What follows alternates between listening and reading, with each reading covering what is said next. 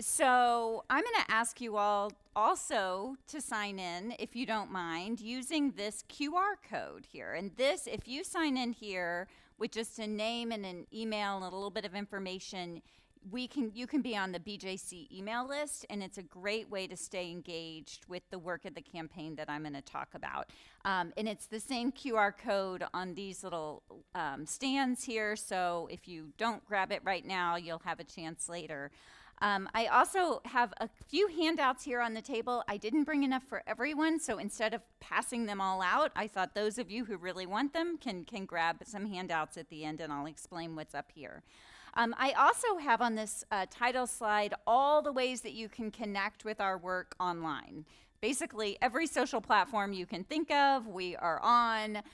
You can follow me individually on X, which used to be called Twitter, at Amanda Tyler BJC. And we are even on TikTok and Instagram at End Christian Nationalism. So hope that you will check some of that out as well. A little bit of background about Baptist Joint Committee for Religious Liberty. I was greeted this morning by someone who said, "So Baptist, huh?" Then they revealed that, in fact, we're the son of a Baptist pastor, so they understood a little bit about what Baptists are about. But in case you have that same question, Baptists, huh? Let me explain a little bit about Baptist Joint Committee for Religious Liberty. We were founded as an organization in 1936 in Washington, D.C. We still have our headquarters on Capitol Hill in Washington, D.C., and we are the Baptist Joint Committee because we are a coalition of a number of different kinds of Baptist denominational bodies. I think our current number is 14 different Baptist denominational bodies working together. By the sheer fact that there are 14 of them, you know they don't agree on everything, or there wouldn't be 14 different kinds of Baptists. But something they do agree on is the central importance of religious freedom for a Baptist identity, and the fact in our American constitutional system that the best way to ensure religious freedom for all people is by an institutional separation of church and state. And so we come from a very long line of Baptists, like over 400 years of Baptists, who have stood up for these principles. In fact, the co-founder of the Baptist movement was a man named Thomas Helwys, who was in England, and who wrote what's believed to be the first defense of universal religious freedom in the English language. He sent a copy of this pamphlet, which was called A Short Declaration of the Mystery of Iniquity, to King James I, as in the King James Bible, King James I. And he told the king that it was not up to the earthly authority at all in matters of faith. King James, who was not only the King of England, but the head of the Church of England, King James had Thomas Helwys arrested for this advocacy, and Thomas Helwys died in prison. And so the co-founder of the Baptist movement died standing up for religious freedom for all people. And then, I included here, of course, Dr. King, a Baptist from a more modern era, and he is, of course, well known for his advocacy for racial justice and economic justice, but he was also an advocate for religious freedom for all people. He wrote, "The church must be reminded that it is not the master or the servant of the state, but rather the conscience of the state." And here King really is speaking to this healthiest relationship between religion and government, which is a separation between the two. That is undoubtedly good for our pluralistic democracy, that religious matters are left to religious organizations, but it's also good for our religious institutions, including our Christian churches, because it gives our religious institutions the necessary freedom to speak from our consciences, to speak truth to power when we are so called to do. So BJC, been around now for 88 years, but as Amy said, 5 years ago, we started a campaign called Christians Against Christian Nationalism. And we did so in the wake of deadly violence that had happened at a number of houses of worship, including Mother Emanuel AME Church in 2015, the violence around the Unite the Right rally in 2017, and then the shootings at Tree of Life Synagogue in 2018. And we, working with a number of our ecumenical partners, decided to come together and start this campaign, Christians Against Christian Nationalism. And one of our first goals of the campaign was really to better understand and name what this threat was. In the words of James Baldwin, not everything that is faced can be changed, but nothing can be changed if it's not faced. And so we wanted to face head on what is Christian nationalism. And so this morning I want to first ask, how well do we understand white Christian nationalism? I'm going to give some definitions because I think that's really important for framing what we're talking about. So I will first want to provide a definition of religious nationalism. It's a fusion of national and religious identities and goals, and it's a recurrent problem throughout history and around the world today. In the Christian context of religious nationalism, I think we can go all the way back to Constantine as the start of Christian nationalism, when the empire took on Christianity as an official religion and used the power and the force of that empire to draw lines between us and them, to use that religion as a license for violence, for conquest, and for oppression. And it was at that point that we started to see a shift away from the teachings of Jesus, from the followers of Jesus, to what I think is more rightly called Christian nationalism. But we can also look all around the world today at examples of religious nationalism in different contexts. Places like Russia, India, Hungary, a number of African countries, including Zambia, Nigeria, and Ethiopia. And of course, we can also see religious nationalism present in the incredibly complicated conflict that is happening right now in Gaza between Israel and Hamas, and now the expanding war that we're seeing against Hezbollah as well. And so I think it's important that we have this more global idea of religious nationalism before zeroing in for the rest of the presentation really on American Christian nationalism. So the definition for Christian nationalism that we use at the campaign, that we've used consistently at the campaign, is this one. Christian nationalism is a political ideology and a cultural framework that seeks to merge American and Christian identities. Another way to think about this is Christian nationalism says that to be a true American, one has to be a Christian. But it's not any kind of Christian. It's a Christian who holds fundamentalist religious beliefs that are in line with certain conservative political priorities. And the QR code here will take you to ChristiansAgainstChristianNationalism.org that has a lot of the materials that I'm going to be talking about today. I think we also have to define white Christian nationalism. And I use these terms, Christian nationalism and white Christian nationalism, interchangeably. I often prefer Christian nationalism for a reason that I'll talk about in just a moment. But I think a full conversation around Christian nationalism has to acknowledge the overlap with and the cover provided for white supremacy and racial subjugation. And that's because Christian nationalism both creates and perpetuates a sense of cultural belonging that's limited to a very narrow group of people. And that group of people are the people who held all the power and full rights of citizenship at the founding of the country. That is, white, Protestant, Christian men who held property. Those were the only people who had the full rights of citizenship. And white Christian nationalism tells the story still today that those are the people who are most deserving of the American label, that everyone else is in some sense a second-class citizen. The Christian in white Christian nationalism, though, is not as much about a religion or a particular theology as it is about an ethno-national identity. And we see examples of white Christian nationalism, unfortunately, throughout American history, but one particularly stark example is the KKK.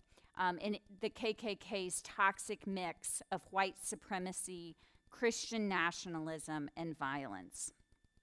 Some of the markers of Christian nationalism are these. One, Christian nationalism, it's right there in the name, relies heavily on this mythological history of America as a Christian nation. This is an often repeated line.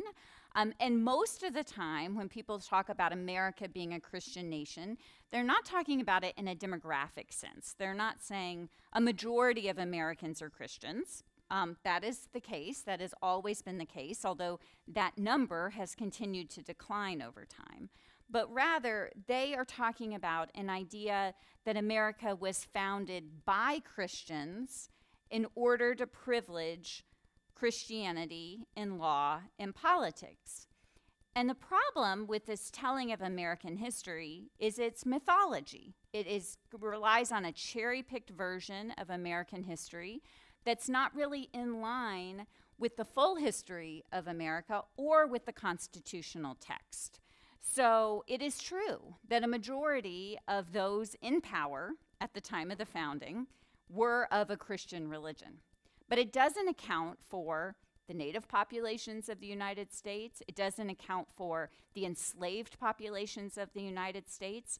It's estimated that up to a third of the enslaved population had Islam as their main religion. That is completely left out of the idea of America as a Christian nation. So again, it reverts to that idea of who held power at the time as those who are deserving of this idea.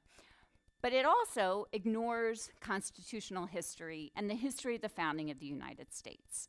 One of the very deliberate choices that the framers of the U.S. Constitution made was to make a deliberate break with the past of established religion. So most of the American colonies had an established religion in the colony, and a religion that was the official religion of the colony that received state support. And those who were not of that particular identity were oppressed or marginalized in some ways. And that was certainly the Baptist experience in any of the colonies that had an established religion. So for instance, in the colony of Virginia, the Church of England was the established religion, and anyone who wasn't of the Church of England, including Presbyterians at the time, Presbyterians and Baptists, had to, for instance, get a license to preach.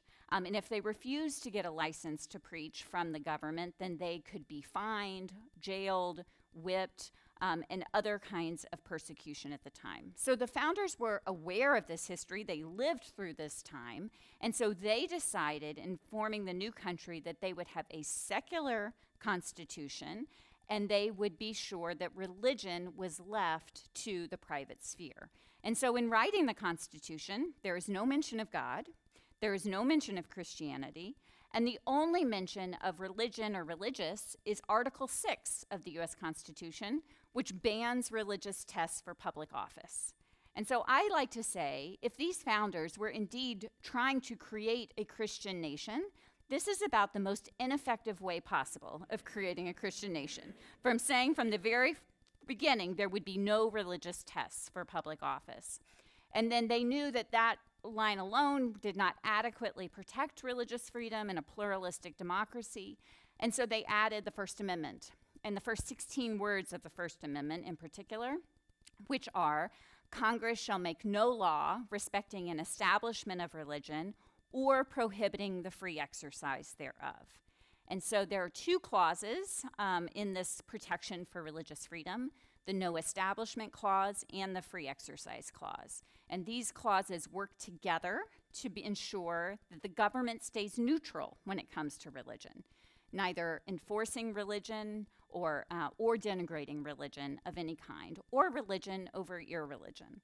And so the Christian nationalism and the story of America as a Christian nation contradicts this history, it contradicts the constitutional text, and it therefore is a threat to religious freedom for all people. Christian nationalism is also an exaggerated form of American exceptionalism. It says that America is special because God favors America over other countries. And in that way, it really betrays the Gospel of John, of course, that says, "For God so loved the world." It doesn't say, "For God so loved the United States." But Christian nationalism creates that idea in people's head because it says that God has blessed the United States specifically, or that God has a particular plan for the United States. I want to talk some about Christian nationalism and set that against Christianity. So Christian nationalism is idolatrous in the ways that it tries to merge political and religious authority into one. It confuses our allegiances between God and country in ways that can lead us to worship our nation and not to worship God. Christian nationalism is also a gross distortion of the teachings of Jesus. Jesus, who of course was about love, who had radical welcome and equality for all people, who refused to draw lines between people, but rather always sought to bring people in, who was always on the side of the marginalized and the oppressed, who said that the first shall be last and the last shall be first. Christian nationalism, though, creates a caste system of people who are more deserving of belonging than others. And so it really is a gross distortion of these teachings of Jesus. But it uses the language and the symbols of Christianity, and so to a casual observer, it looks a lot like the same thing. And here's the hard truth. I mentioned earlier that Christian nationalism started with Constantine. We've had centuries of Christian nationalism that have in many ways really perverted the religion away from those core central teachings of Jesus. And that's happened within the American experience too. And so I just want to do a very quick kind of surface history through the centuries at different times where Christian nationalism has won out over Christianity in the lives of believers. So the doctrine of discovery, Christian nationalism used, in European Christianity used Christian theology as the basis of the doctrine of discovery. That was that deadly heresy that it was God's will for European conquerors to steal land and murder the native inhabitants of North and South America. Back in the colonial America, and particularly in the colony of Virginia, I mentioned earlier the established church of the empire there was the Anglican Church. And in the Virginia Assembly, in order to be a member of the Assembly, you had to be also a member of the Anglican Church. And so that assembly in 1667, they passed a law that said that baptism would not free an enslaved Native American person of African descent or mixed race background. And so they sacrificed their theology of baptism, which says this frees everyone.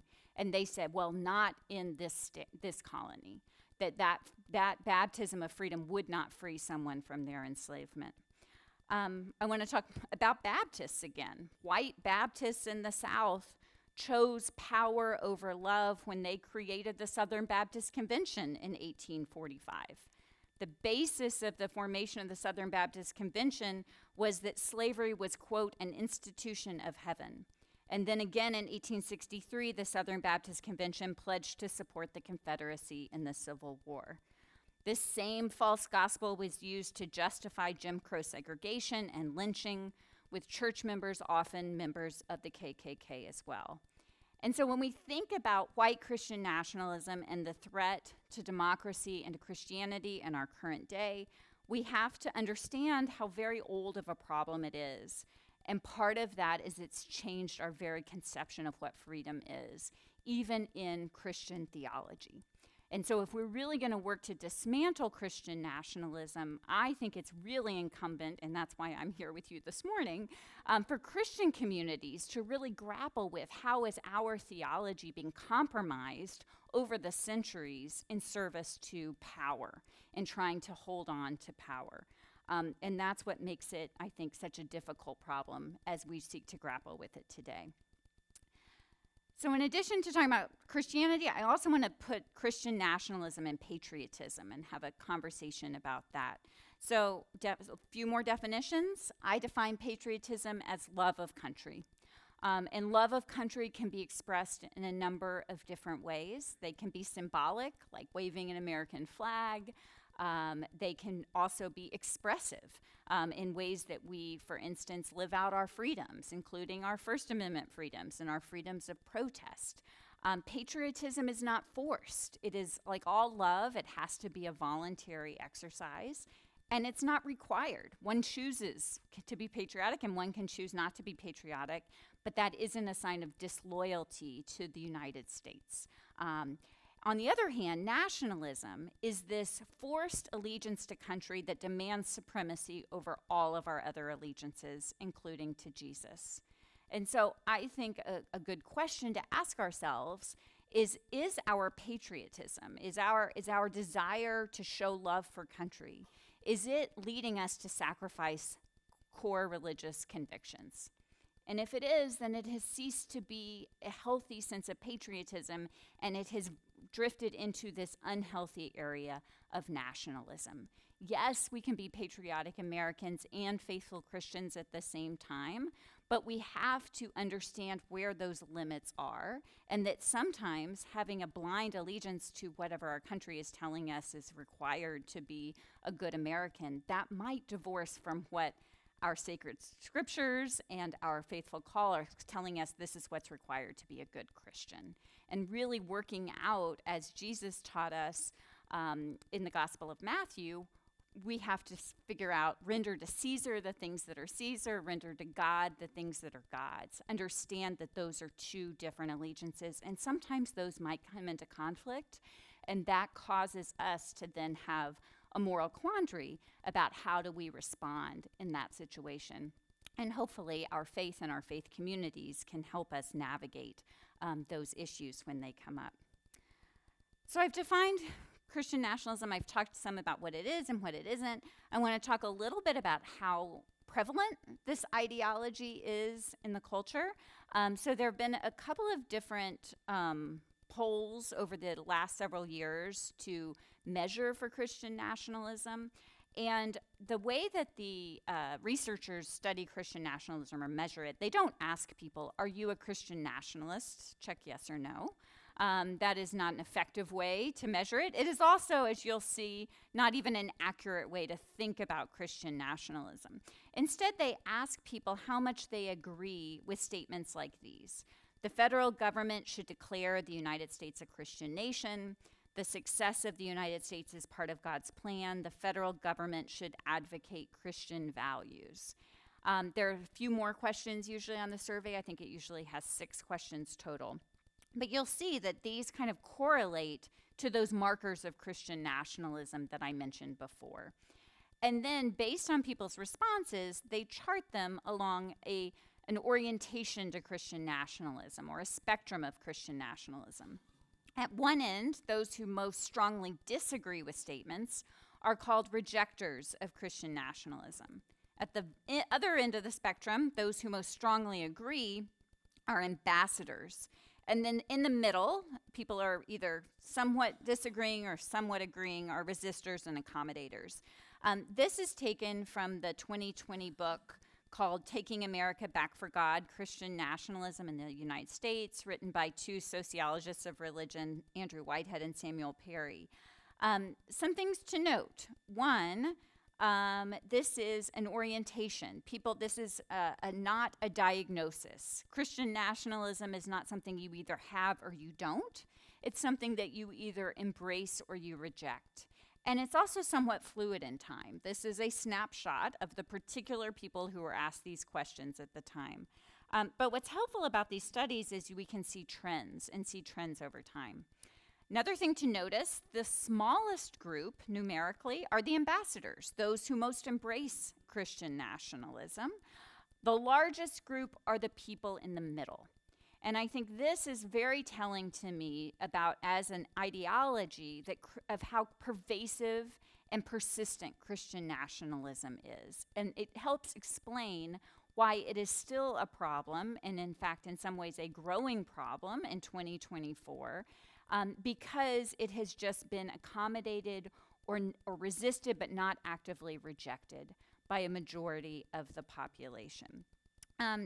This is using the same methodology, slightly different questions, but these are some updated numbers from PRRI and the American Values Atlas from a survey taken in 2023 and released earlier this year.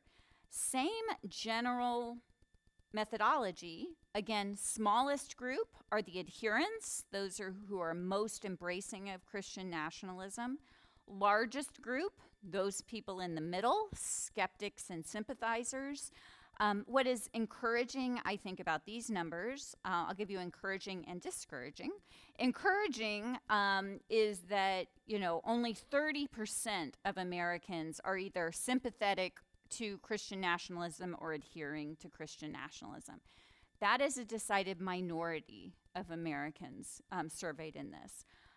Discouraging, they changed the question slightly. And one of the questions on the survey is one that really tested for one of the most extreme strains of Christian nationalism, something that's called dominionism or Seven Mountains Mandate, this belief that Christians should take over every form of society, including government, including education. Every form of society should be taken over by Christians.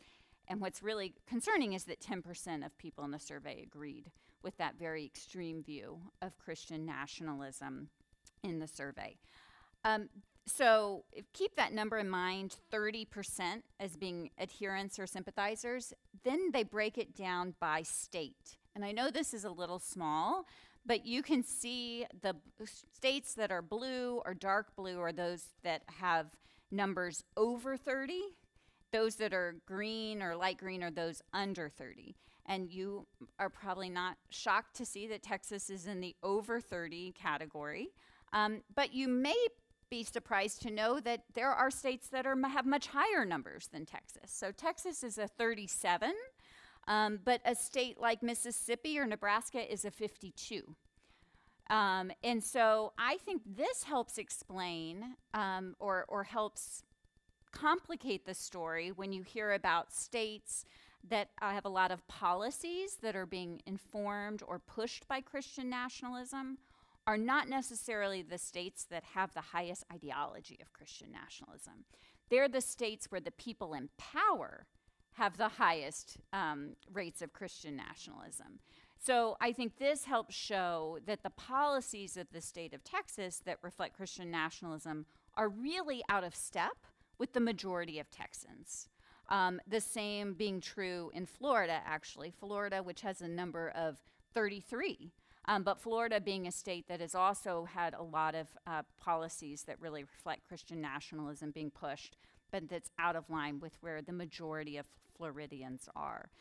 Again, this is support for Christian nationalism, adherents and sympathizers among white Americans by state. I want to move now to talking some about, and we will have some time for questions, I think, before we're done here, but just some of the examples of what Christian nationalism looks like. I've kind of talked about it more descriptively, but want to really show some examples. So the picture on the right, I think, is pretty obviously January 6, 2021. It is certainly a place where there were a lot of symbols of Christian nationalism present. In fact, we at Christians Against Christian at BJC and Christians Against Christian Nationalism, we'd been studying and working on this for 18 months when January 6th happened. And so we very quickly recognized what was there, not as Christianity, but as Christian nationalism, as using this ideology and this cultural framework that merges Christian American identities in order to justify political violence that was happening there that day. And we worked with our friends at Freedom From Religion Foundation to put out a report on all the instances of Christian nationalism, both on January 6th itself, but in the weeks leading up to it, and how this language of Christian nationalism was used as a rallying cry and as a common vocabulary for these groups from all different organizations and walks of life that had united and converged there on the Capitol, and really turned what was a political cause into one that also had a sense of religious fervor for a number of the people who were there present at the Capitol. But in our work at Christians Against Christian Nationalism, we want to be very clear. The answer is not driving religion out of the public square, but rather is about showing examples of faith-based advocacy. Our first, at Christians Against Christian Nationalism, we have a uniting statement, which I have copies. It's on our website, but I also have some copies here. And the first one of our principles that we outline for what we agree on, despite all of our different theological differences that are evident across Christianity. But one of the things we most firmly agree on is that people of all faiths and none have the right and responsibility to engage constructively in the public square. We think it is important for religious people, including Christians, to be active in public advocacy, but they don't have more of a right to that public square than people of other faiths or of people who don't have a faith tradition. And so having examples of what that looks like. And this picture was a sunrise vigil that we helped organize on January 6, 2023. We gathered across the Capitol. We bore witness to remembering what happened on January 6th. We drew attention to how Christian nationalism was at work and what happened there, and pledged to work to continue to draw attention to Christian nationalism. So that's just one example of what that looks like. We also have Christian nationalism in churches. I talked some earlier about how our religion has been corrupted at different points in our history by Christian nationalism, how we've sacrificed a gospel of love on the altar to power in a lot of different ways. And some of that has also seeped into our worship practices, into the symbols that we use in different worship spaces, and how, I grew up in a Baptist church that had a God and Country dinner every year where we'd sing patriotic songs in church. Just an example of how this merger of American and Christian identities can happen in our spaces.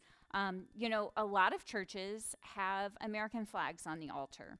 And being a Baptist, I very much believe in congregational autonomy and congregational control. So I am not out there saying, take your flags out of your sanctuaries. I'm rather asking people to say, let's have a conversation about why this American flag is on the altar. What is this saying? What symbol are we sending about what we're here to do and what we're worshiping in this sacred space? And how can we then have a conversation about what that means? I've been in some spaces, particularly spaces of immigrant churches and in other churches from historically marginalized spaces that have American flags, and they say, we have an American flag because it sends a signal of belonging in this culture that we don't feel outside this space. There are places that the community can make a decision that they want to have those symbols, but we need to have a conversation and not just have some of these assumptions that have been built into why we're doing certain things. We also have a lot of examples of Christian nationalism in our public schools. This picture is taken, I think, from a school in South Dakota, but it could be a school here in Texas. It could be a school in any number of states around the country, because several states in the last several years have passed laws that require the posting of "In God We Trust" in all public schools. You might be saying, well, what's wrong with that? Like, "In God We Trust" is a national motto. It is. It's been a national motto since the 1950s, which was another high point of Christian nationalism, when Congress voted to replace "E pluribus unum," out of many one, with "In God We Trust." But it, what signal does this send? Why is it there? What signal of belonging are we sending to children in schools who may not believe in God, right? And why is that an important piece of our educational system to have this phrase put on a wall, again, as it's shown here, without any kind of educational context or why it's there? These bills did not come out of nowhere. They were part of a legislative package that came from a group called the Congressional Prayer Caucus Foundation. Sounds like a governmental group. It is not a governmental group. It is a private group that wrote a playbook, a 150-page playbook of model legislation sent to all the states. And their reasoning behind bills like these were to send, to educate our young citizenry, they say, into the, quote, Judeo-Christian heritage of the country that is important for people who are going to be citizens to understand how religion has been important to our country. One can argue about the basis for that idea, but I don't know how just posting this on a wall in the school helps achieve that mission. But it is certainly in line, again, with this ideology of merging American and Christian identities, of sending the signal that you only belong here if you have these certain religious beliefs, which, again, are at odds with our Constitution. Some other examples of Christian nationalism in public education: policy disputes, the teaching of a Christian nation mythology in place of a more honest history. I've seen this in proposed curriculum both here in Texas, also in Florida, which uses this cherry-picked version of American history, but makes no mention at all of the U.S. Constitution, of the way that the constitutional text supports religious freedom for all. Judeo-Christian values, that's often kind of a code word that's used in a lot of this language. There is no such thing as a Judeo-Christian religion. And by using Judeo as a modifier for Christianity, it really denigrates Judaism as a unique and standalone religion in ways that are quite offensive to Judaism. And of course, it also is offensive and exclusive to anyone who isn't Christian or who isn't Jewish, but from another religious tradition, or from the growing number of Americans who don't identify as religious at all. Posting of In God We Trust or the Ten Commandments in public school classrooms. Of course, Louisiana became the first state in the country to require the posting of the Ten Commandments just this summer, and Texas officials have vowed to pass that law when they convene in January for the next legislative session. Teaching Bible in the curriculum versus teaching about religion. So there are ways to teach about religion and even to teach about the Bible in ways that are age-appropriate, objective, non-devotional, non-proselytizing. The problem is that's not what we're seeing in a lot of the modern push in this area. So just to our north in Oklahoma, the state superintendent of education there issued an edict this summer that there would be a Bible in every public school classroom, 5th grade through 12th, and that the teachers would have to instruct in the Bible because you can't understand how to be an American without understanding the Bible. In Texas, there is a pending curriculum that for reading and language arts for children kindergarten through 5th grade that uses reading curriculum to teach Bible stories. And for kids as young as kindergarten, uses these faith claims as fact.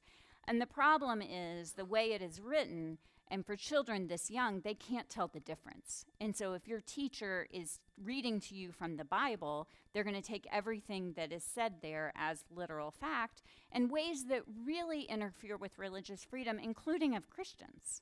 Right? We have the freedom to bring our children into religious spaces to learn about the Bible. When the government takes on the Bible and teaches it to children, that robs everyone of religious freedom. And again, there are age-appropriate ways to teach about religion and teach about the Bible, but that's not reflected in this curriculum that's being proposed at the State Board of Education right now. Content bans, including Don't Say Gay bills or book bans, and school chaplains. This is some issue you may be aware of. Last legislative session, there was a law passed that encouraged the hiring or the taking on as volunteers in public schools, school chaplains. What's a school chaplain, you might ask? The legislation says a school chaplain is anyone who can pass a criminal background check. Full stop. So no training, no special requirement or ability to work with children, and importantly, no limit on what they can do in the school. So they can proselytize, they can, give moral and religious instruction to children. And there were amendments put up to limit proselytizing. There was an amendment put up to require parental consent. That was rejected. So there were really no safeguards in the law.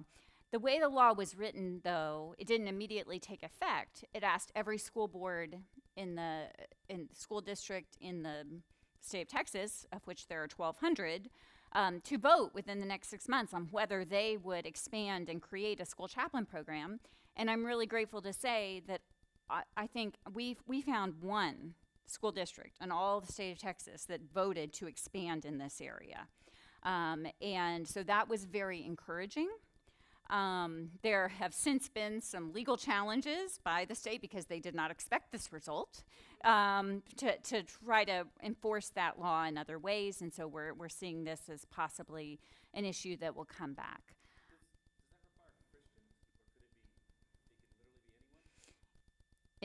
Anyone who passes a criminal background check could be hired. It could be. How that. Right. There are no religious requirements. It leaves it up to the school board and then who would apply and who would be accepted, right? And so, knowing what the majority of religion is in most places, we can guess how that might turn out. But I would argue it's a problem no matter which religion is accepted into this role because, again, it's not the state's job to enforce religion. So Texas is the first state in the country to have this policy. It has since been introduced in a number of different states. Florida has passed it, I think is the only other state so far that has passed it. But same as in Texas, the legislature passes the law, but school districts, for a lot of reasons, have not wanted to expand in this area. Chief among them, I think, the fact that they're focused on educating kids and are concerned about what kind of divisiveness this would introduce into the schools and what kind of impact this would have on children and their families. So I want to talk just very quickly about pushing back against Christian nationalism. Christians Against Christian Nationalism is the campaign that we lead. It's part of a much broader effort that I think is coming from all different faith traditions, from secular communities that are really concerned about the impact on American democracy, on pluralism, on religious freedom. So one way that you can get involved is to add your name as a Christian Against Christian Nationalism. Amy added her name 5 years ago, which I'm really grateful for.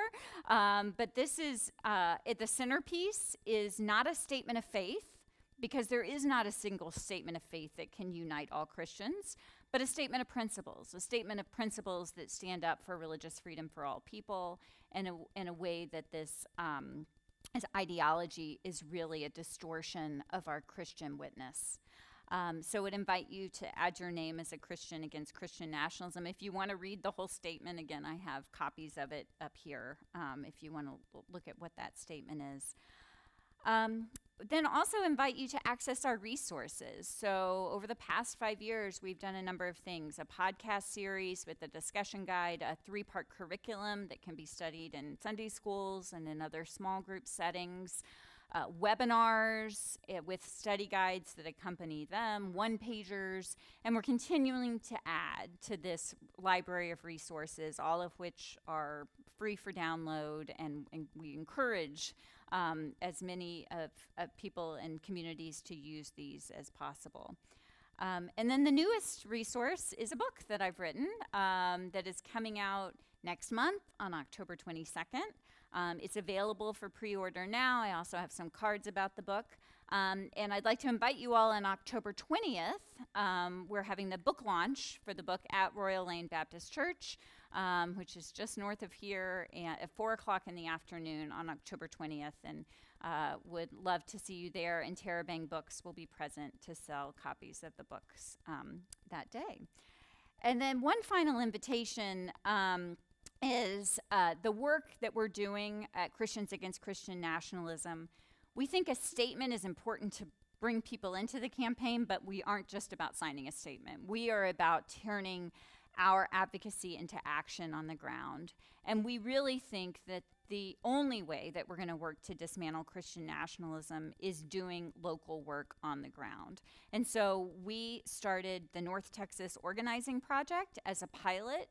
It's the first local organizing project in the entire country. Our local organizer is Lisa Jacob. She's been working since December of last year, working one-on-one meetings, organizing coalition meetings, really helping to discern how are we seeing Christian nationalism impact our neighbors, and how do we best fashion interventions to create the beloved community that we are called to do as Christians. And so some of what we've done over the last 9 months, coalition meetings, one-on-ones, public events like hosting speakers and film screenings, public demonstrations, advocacy trainings and actions. We worked with our partners at Texas Impact, for instance, to put together an online training for how to file comments to that curriculum, that Bible curriculum I was talking about, and then actually organized to go testify in person. A number of people went to testify in person before the State Board of Education earlier this month. And so that's some of the work that we're doing, and would love, if you're really feeling called to get more actively involved in the work, would love to have you as part of the coalition. And you can do that by connecting with us, by signing we'll follow up with you if you're interested in being involved in the coalition work. In fact, our next coalition meeting is this Tuesday night. It is going to be an online film screening about with a film about voter suppression, and then a panel of experts talking afterwards about kind